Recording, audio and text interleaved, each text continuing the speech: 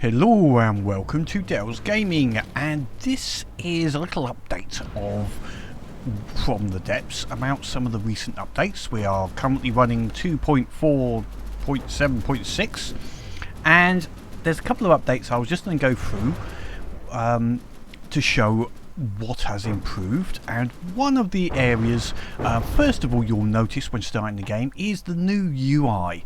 So this new menu system, which is following through the game, is a sort of modern, clean sort of menu system with the various areas nicely tabbed at the top.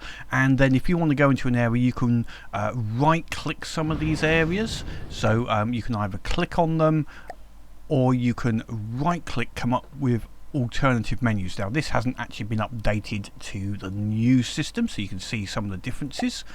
So we can see some of the various areas, or if you want to go into an area like create, we can just click the create button and you're into my little starter fortress.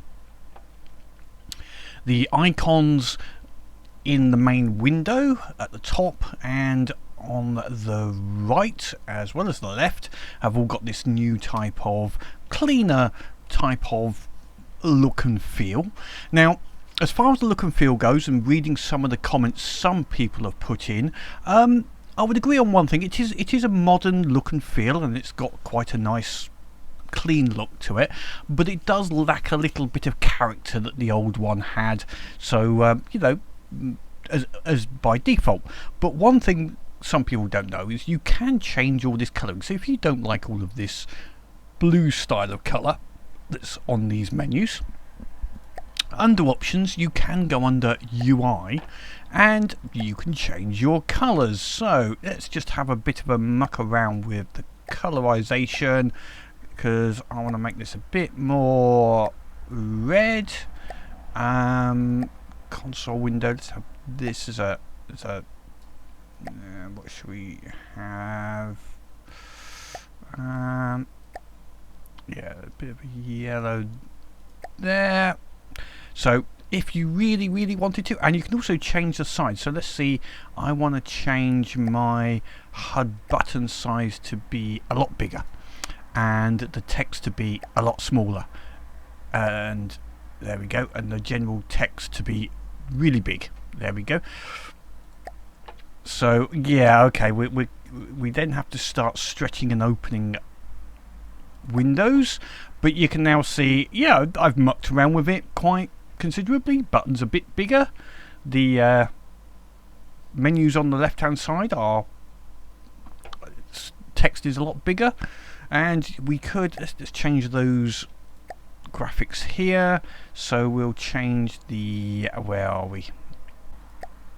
So I've now significantly changed. I'm not saying that looks good, actually that looks pretty crap, but the point is you can change this to fit your screen or your particular settings.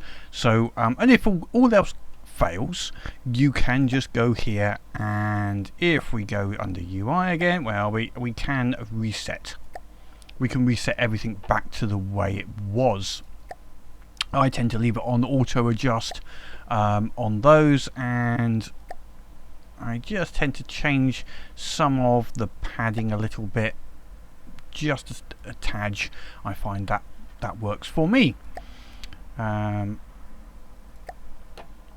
that sort of sets everything out quite nicely up on the right hand side. That's a little, actually not quite how I wanted it, so let me just reset all of these and then we'll look at the next bit. Another part of the update which is rather interesting and an improvement is the use of threading in a lot of the processes used during the game and battles.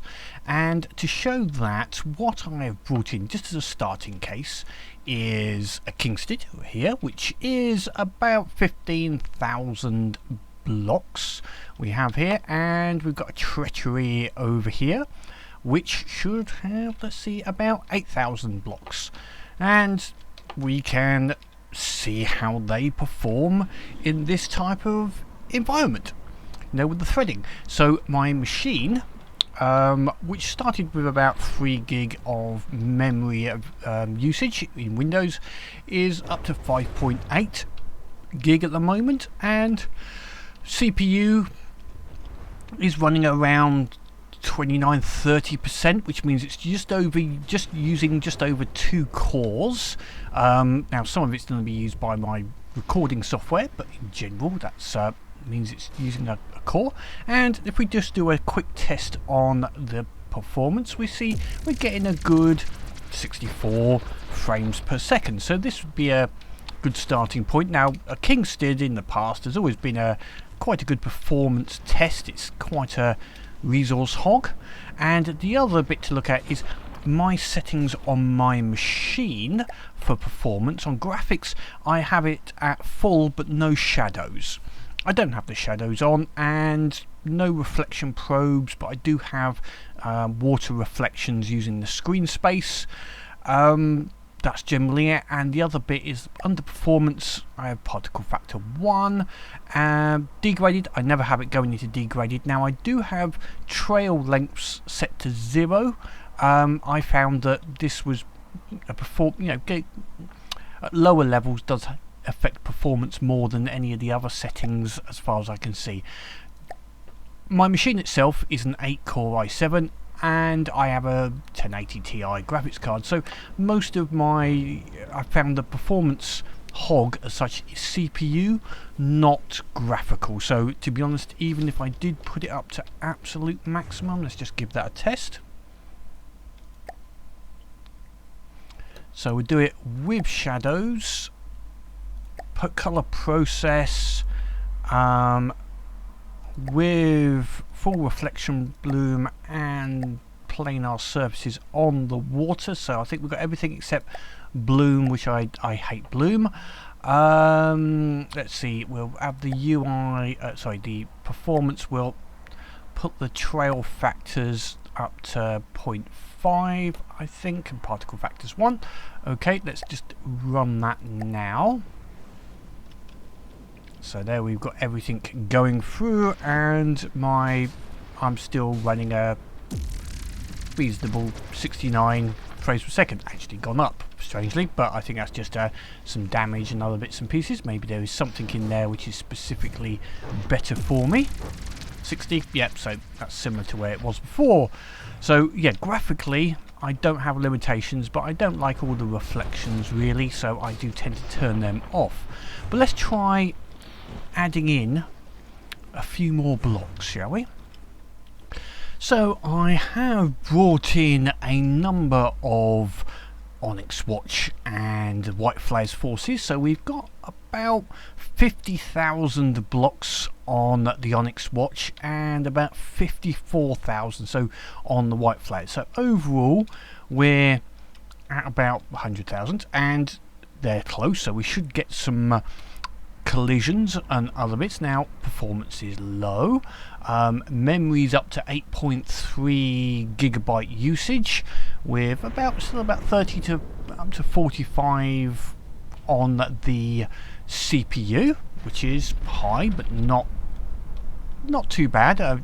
Just using 2 cores, sort of as expected. Now performance wise we are down to, looks like 6 frames per second, somewhere in that particular region. I put the settings back to where they were before, so let's see, that came out with an average of 5.3. so not brilliant, but at the same time it's not unusable. The stuttering is still here a little bit for me. You might be able to see that as I'm moving around. They did make some change because they changed the garbage collection rates on the game, so that it's supposed to reduce the number of stutters, but I'm still getting them. But this is doable as a large battle, and does show that potentially in the campaigns we can up the number of blocks in a battle to get in the full capital ships and various other ships. So I'd like to do one other test. which I'll run through a bit, is a bit more of a mixture of some larger ships and also a number of small ships. So more akin to what I would expect a fleet to be. So let me just spawn those in as well. So we've got a number of forces now. The White Flares and the Onyx Watch both have about 50,000 blocks in the game now, spread over a number of vehicles, so we'll see how they do in a battle. Obviously starting off, we'll just let it settle down for the first part. We're up to about 9 gigabytes of memory usage, and the CPU is still around that 30% level. I think it's not going to go higher on the CPU. If it could use more of my threads, then for the physics, that would be ideal, but I just don't think it's only got 2 threads at the moment. The more threads they can put in, the faster that will be. But let's see, performance wise, let's give it some. We saw as high as a 12 there at one point. We've got some collisions happening, lots of wet trails, gunfire. There's some deaths. There's obviously some people who are going to be drowning, etc. So yeah, we've got quite a few. We've even captured one of the ships, so that we've got our own ship on there now. Average performance around 6 frames per second, which is not, again, not massively, not massive performance, but it's doable. If in a video, which is where I am mainly looking at, let's just let this go off the screen. So where I'm thinking this would be a usable is in videos where I can find a position like here. Then I can always speed it up to give a reasonable frame rate in post editing. But I can have a good sized battle, so we can have some capital ships and some support ships. With a fairly large, we're looking at 100 to maybe 200 block limits on the battle, whereas at the moment, to be honest, I'm looking around 60 block limit. Anything larger than that and it will either crash or is even worse playability than this. We've got 100,000 blocks here. We've got crashes happening all over the place. I'm sure it's having to rework out the what's the right word? Volume, the buoyancy, and other elements on all of the ships. So, in general, I think it's a very positive thing, and I'm hoping that this will just improve over the next few updates as they find ways of getting rid of the stutters and just maybe moving processes onto different threads without it damaging the game. But certainly performance wise, the issue on frame rates is not graphics. The issue is the CPU, and because this is a performance based game, this is a physics based game, which is the good part about this, but that does put a heavy load on the CPU. I think, yep, I will be looking and redoing my fleets and trying to make fleets up, I think, which are then go in with a capital ship and then a number of supports and bring them all in at the same time against large white flares or other types of fleets. So that's it on this particular video. I covered the UI changes and the performance. I'm sure people might have some other potential ideas or something else they may have covered. There were some block changes and other bits, but that was the main bit I wanted to cover in this one. Any comments, of course, leave them below as always. Anything you think I've missed or something which is appropriate to what is on these particular